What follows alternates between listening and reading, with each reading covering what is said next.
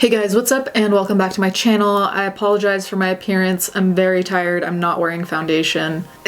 Let's just move on. So today I have a wig review that is a little bit different from other wig reviews because there are two wigs from the same company, so I figured I should put them in the same video. The company at hand is Coss Wigs. Now, if you follow me on Instagram or even just on here, you'll know that I recently reviewed one of their wigs. It's a silver wig. A lot of people really liked it. I will link that down below.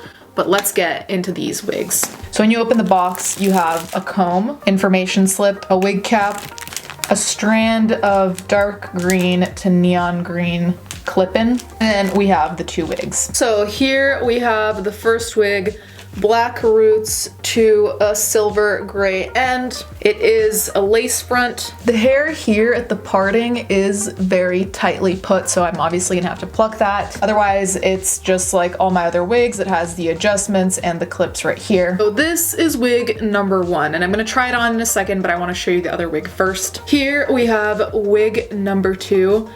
This green is so rich and beautiful. I'm such a fan. I love these waves. They're still a little bit intense, but I think when I brush them out, they're gonna look really cool. This goes so well with my background. So the roots are black. It is a lace front, just like the silver one. The inside is also the same. So I'm going to cut the lace off of both of these and try them on without any alterations.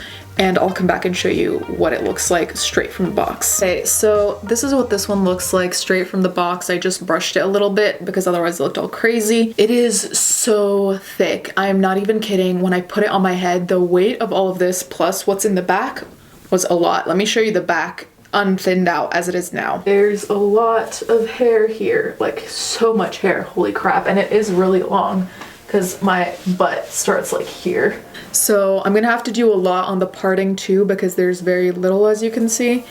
So yeah, this is this one. Okay, so this is the other one. I feel like the front of this one is so unforgiving. As you can see here, the parting is very thin, so I think that has something to do with it because I feel like I look crazy and my viewfinder is far enough where I can only barely see myself, thank God. But the color is super pretty. I think it'll be relatively easily fixable. I'll show you what the back is like because again, there's a lot of hair. So this is what the back looks like. I do like that there are different layers and I do like the curls, though I think once I thin it out, they'll look a little bit more realistic rather than just like too curly and too cylindrical.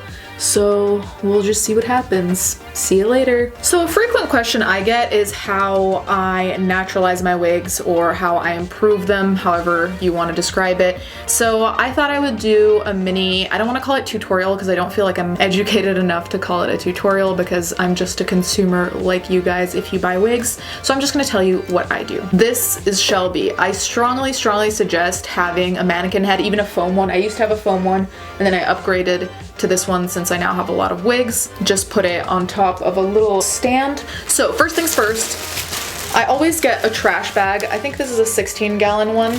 So what I do is that I take the trash bag and I just cut it at the beginning and then rip it all the way down.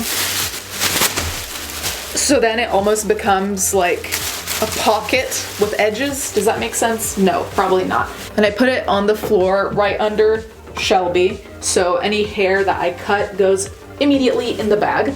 That's just an obvious type of thing, but I figured I'd still say something. I get the wig, and as I've told you before, there are these adjustments on the inside. What I do is I take those adjustments and make the wig as tight as possible so it hangs on properly to this. Some people choose to pin it. I prefer not to, for no particular reason other than I don't usually have pins at home, so there's that. So then I put it right onto the head. So here we have Shelby. So then what I do is, and I'm gonna give you a closer up in a second, but what I do is, specifically for this one, which I'm gonna leave straight, is I'm gonna brush her through and then I'm gonna straighten her. After I do that, I'm gonna come back and I'm gonna show you what type of scissors I have and what I do from there.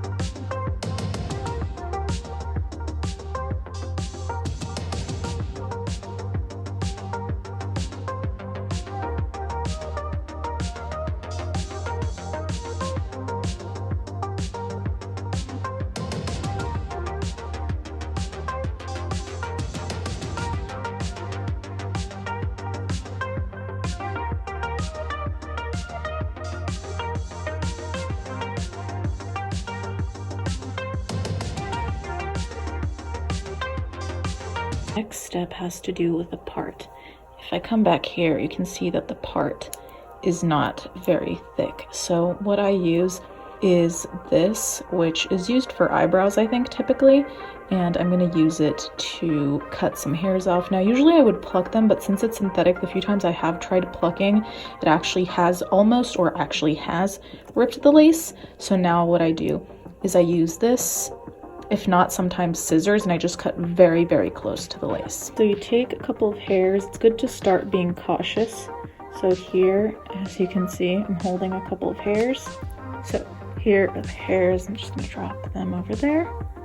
And as you can see, the parting here, you can see where I ripped off the hairs. And then I'm going to cut so the black is minimal, and then I'm going to cover it with foundation, but I'll show you all of that as we go on. Okay, so now I've plucked and cut from the roots, as you can see. As you can see, it's a more natural type of part. Of course, I'm going to cover this with foundation. So this is where we're at with the part. Now, what I'm going to do is fill this area in. Now, you can do it with foundation or with concealer. I've been doing it with concealer lately because I don't know what it is, but when my foundation touches the lace, it ends up turning like orangey yellow and not really matching my skin tone. So I'm going to be using my concealer today, this one, and I'm just going to apply it here, like I'll show you in a sec. I know it looks crazy right now, but when I have it on, it'll look less crazy. And some of it will get on the hair, but I'm just gonna get a makeup wipe after and rub that off. Put it a little bit in the front, so there's no like immediate discrepancy. And there we go. Like I said, that looks crazy, but once it'll have like something closer to my skin tone rather than this with all the splotches, it'll look better. So one of the tricky parts of wigs that have black roots, though I love them, is that it looks so shiny. Like the rest looks shiny in and of itself, but less, but up here it's a lot. So I use dry shampoo. Now I use tinted dry shampoo for my brown hair, so it's brown. So I'm going to be using this Paul Mitchell dry wash. It's waterless shampoo, but it ends up making it look more matte. I've tried baby powder, but most of the time it's too much. Like I don't like how it turns out. So I'm going to spray this now. It looks way grayer than it is on camera, but I'm going to brush it through and then I'll show you what it looks like. Okay, so this is what it looks like now. Of course, there's still a bit of shine here, as you can see. It looks like a white line, but it's actually shine. Because if I move, it looks different, as you can see, but it's definitely less than it was before. Okay, so this is what this wig looks like now. So as you can see, it has waves that start towards the lower part. I mentioned this in prior videos, but I use this coconut complex. So it's a texture finishing spray. I am very, very selective when I use this. I use it sometimes on straight wigs, but most of the time I use it when there's some kind of wave I want to maintain. So when I use this, I'm also very sparing. The lady at the store was like, don't put too much, and she's right, because otherwise it looks oily and gross. So I'm going to spray this just to kind of try and keep the shape there and try and naturalize it a little bit more. Hey guys, so I'm back. This is what one of the wigs looks like. Now, upon seeing myself in the viewfinder, I think the part could still use some work. With my naked eye, it looks okay, but on camera, it's like... So as you can see, the waves, I'd say, are more natural. I like them more like this, less cylindrical, less intense, I guess. I'll show you what the back looks like. So hopefully you can note that I thinned it out. There was a lot of hair that came off, and I feel like while I was thinning it out, it also helped with the waves because obviously my scissors kept passing through and I kept brushing through, so I think the waves calmed themselves down. I really like this wig. I liked the first Coss wig, so I already had a standard in mind, and both the wigs really hit the standard for me.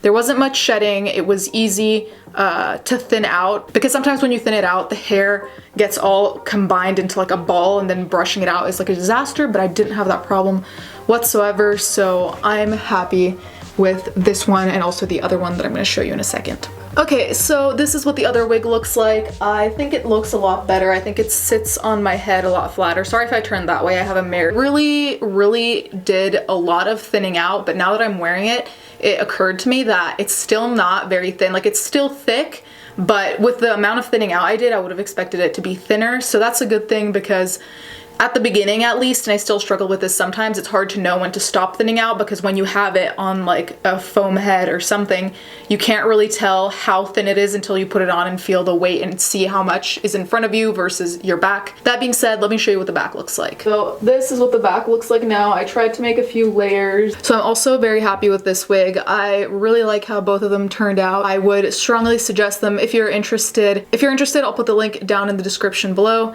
Anyways, guys, thank you so much for watching. Thank you to my patrons as always, and I'll catch you guys next time.